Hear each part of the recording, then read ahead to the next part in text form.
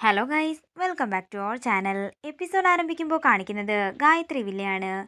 അങ്ങനെ വിശാല പാറുവിൻ്റെ മുഖത്ത് മഞ്ഞൾ പുരട്ടി കൊടുക്കുകയാണ്. തുടർന്ന് വിശാൽ അവിടെ നിന്ന് പോകുമ്പോൾ പാറു പറയുകയാണ്, വിശാൽ സാർ പുരട്ടി തന്ന മഞ്ഞളല്ലേ, കുറച്ചു നേരം കിടക്കട്ടെ, എൻ്റെ ജോലികളൊക്കെ തീർത്തിട്ട് കഴുകി കളയാം. അതേസമയം ഇത് കാണുന്ന പ്രഭാവതി പറയുകയാണ്, മഞ്ഞൾ തേച്ചിട്ട് എത്ര നേരമായി, ഇവൾക്കെന്താ ഒരു മാറ്റവും കാണാത്തത്? ഇത് കേൾക്കുന്ന റിയ പറയുകയാണ്, ആന്റി അതുടനെ തന്നെ ഒന്നും കാണില്ല, കുറച്ച് ദിവസം എടുക്കും. കുറച്ച് ദിവസമോ, അതെന്താ അങ്ങനെ? അതങ്ങനെ ആന്റി, അവൾ മുഖത്ത് തേച്ചിരിക്കുന്ന പൊടിയുടെ ശക്തി കുറച്ച് ദിവസം കാണും.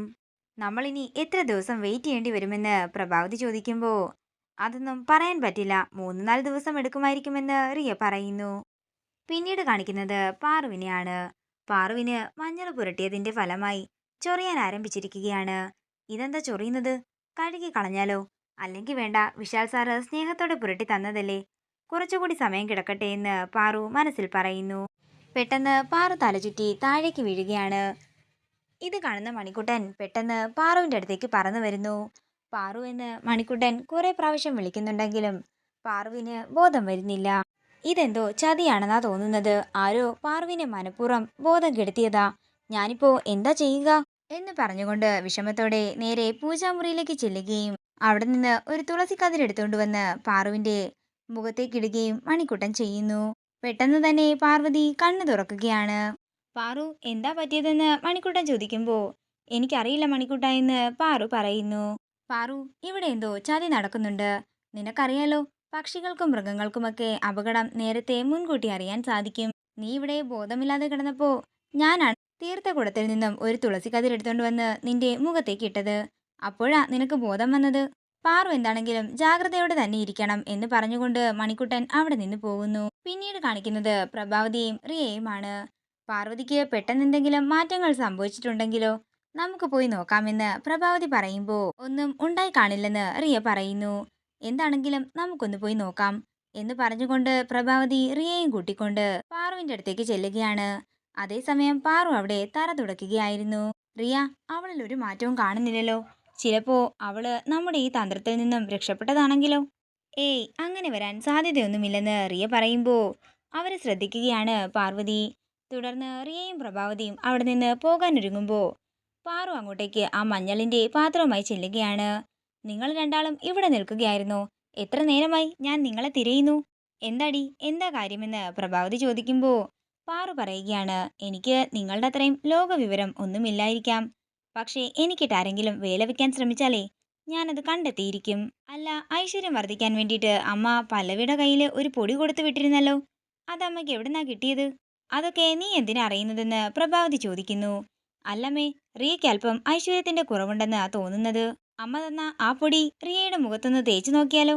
അത്രയും പറഞ്ഞുകൊണ്ട് ആ മഞ്ഞൾ പാത്രം എടുത്ത് കയ്യിൽ പിടിക്കുകയാണ് പാറു. ഇത് കണ്ട് ഞെട്ടലോടെ നിൽക്കുകയാണ് റിയയും പ്രഭാവതിയും. തുടർന്ന് റിയയുടെ കയ്യിൽ പിടിച്ച് പാറു ബലമായി ആ മഞ്ഞൾ തേക്കാൻ ശ്രമിക്കുമ്പോൾ പാറുവിനെ തടയുകയാണ് റിയ.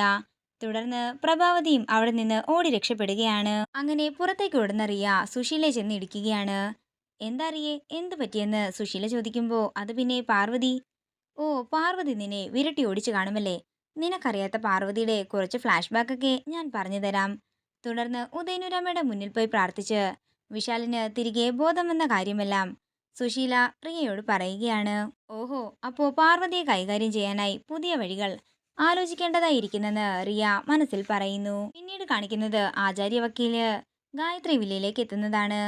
തുടർന്ന് ഗോപിനാഥ് ചോദിക്കുകയാണ്, എന്താ വക്കീലെ, എന്തു പറ്റി? അത് പിന്നെ ഗോപി സാറേ, അന്ന് വിൽപത്രം തരാൻ വന്നപ്പോ ഒരു കൂട്ടം തരാൻ മറന്നുപോയി. തുടർന്ന് തന്റെ ബാഗിൽ നിന്നും ആ ഡയറി എടുക്കുകയാണ്. ഇത് സാറിന്റെ മരുമകളെ ഏൽപ്പിക്കാൻ വേണ്ടിയാ ഞാൻ വന്നത്. ഇത് കേൾക്കുന്ന ഗോപി വക്കീലിനെ കൂട്ടിക്കൊണ്ട് അകത്തേക്ക് പോവുകയും പാറുവിനെ വിളിക്കുകയും ചെയ്യുന്നു. അതേസമയം താഴേക്ക് വിനയും പ്രഭാവതിയും റിയയും കൂടി വരുന്നു. മോളെ, ഞാനിത് നിന്നെ ഏൽപ്പിക്കാൻ വേണ്ടിയാ വന്നത്. ഇത് വിൽപത്രത്തിനൊപ്പം നാഥൻ സാറ് എന്നെ ഏൽപ്പിച്ചിരുന്ന ഒരു ഡയറിയാണ്. പുറത്താരും അറിയാൻ പാടില്ലാത്ത ചില രഹസ്യങ്ങളെല്ലാം ഇതിലുണ്ട്. ഈ ഡയറി ഗായത്രി ദേവിയുടെ മരുമകളായ പാർവതിയെ മാത്രം ഏൽപ്പിക്കാൻ പാടുള്ളൂ എന്ന് എന്നോട് സാറ് പറഞ്ഞിട്ടുണ്ടായിരുന്നു. പാർവതിക്ക് മാത്രമേ ഇതിനുള്ളിൽ എന്താണെന്ന് വായിക്കാൻ അവകാശമുള്ളൂ. അങ്ങനെ പാറു ചെന്ന് ഡയറി വാങ്ങുമ്പോൾ പ്രഭാവതി ദേഷ്യത്തോട് ചോദിക്കുകയാണ്, അല്ല വക്കീലെ, എല്ലാ സാധനങ്ങളും ഇങ്ങനെ പാർവതിയെ മാത്രം ഏൽപ്പിക്കുന്നത് എന്തിനാ? ഡയറിയിൽ എന്താ എഴുതിയിരിക്കുന്നതെന്ന് ഞങ്ങൾക്കും അറിയണമെന്ന് പ്രഭാവതിയും വിനയും പറയുന്നു. ഈ ഡയറി എനിക്ക് കിട്ടണമെന്ന് പ്രഭാവതി പറയുമ്പോ വിശാൽ പറയുകയാണ്, എന്തിനാ വിനയ് ഇങ്ങനെ വാശി പിടിക്കുന്നത്? മുത്തശ്ശന്റെ ആഗ്രഹം എന്താണോ അത് തന്നെ നടന്നാൽ മതി. എന്റെ കടമ്പ കഴിഞ്ഞിട്ടുണ്ട്. ഇനിയെല്ലാം നിങ്ങൾ നിങ്ങളുടെ ഇഷ്ടം പോലെ ചെയ്താൽ മതി എന്ന് പറഞ്ഞ് വക്കീല് അവിടെ നിന്ന് പോകുന്നു. തുടർന്ന് വിനയ് പാർവിനോട് ഡയറി വായിക്കാൻ പറയുമ്പോൾ വിപിൻ പറയുകയാണ്, ചേട്ടൻ എന്താ ഈ പറയുന്നത്? ആ ഡയറിയിലുള്ളത് പാർവതി മാത്രമേ അറിയാൻ പാടുള്ളൂ എന്നല്ലേ വക്കീല് പറഞ്ഞത്? എനിക്കും അറിയണമെന്ന് പല്ലവി പറയുമ്പോ ഗോപിനാഥ് പറയുകയാണ്, പാർവതി മാത്രം അറിഞ്ഞാൽ മതി. മോളെ, നീ അതുകൊണ്ട് അകത്തേക്ക് വെച്ചേ. കേൾക്കുന്ന പ്രഭാവതി പറയുകയാണ്, എന്റെ വാക്കിന് ഒരു വിലയുമില്ലാത്ത സ്ഥലത്ത് ഞാൻ ഇനി നിൽക്കില്ല. അമ്മ എന്താ ഈ പറയുന്നതെന്ന് വിശാല ചോദിക്കുമ്പോ പ്രഭാവതി പറയുകയാണ്, ഈ വീട്ടില് എല്ലാവർക്കും തുല്യ അവകാശമുണ്ടെന്നല്ലേ നീ പറയുന്നത്? എന്നിട്ട് ഇവിടെ ചെയ്യുന്നത് ന്യായമാണോ എന്ന് നീ തന്നെ പറ. ഇത് കേൾക്കുന്ന പാറു പ്രഭാവതിയെ തന്നെ സൂക്ഷിച്ചു നോക്കുകയാണ്. ഇതോടുകൂടി ഇന്നത്തെ എപ്പിസോഡ് ഇവിടെ തീരുകയാണ്. വീഡിയോ ഇഷ്ടമായെങ്കിൽ മറക്കാതെ ലൈക്ക് ചെയ്യുക, ഷെയർ ചെയ്യുക, കമന്റ് ചെയ്യുക. കൂടുതൽ സീരിയൽ അപ്ഡേറ്റ്സിനെ മറക്കാതെ സബ്സ്ക്രൈബ് ചെയ്യുക നയൻസ് ക്രിയേഷൻസ്.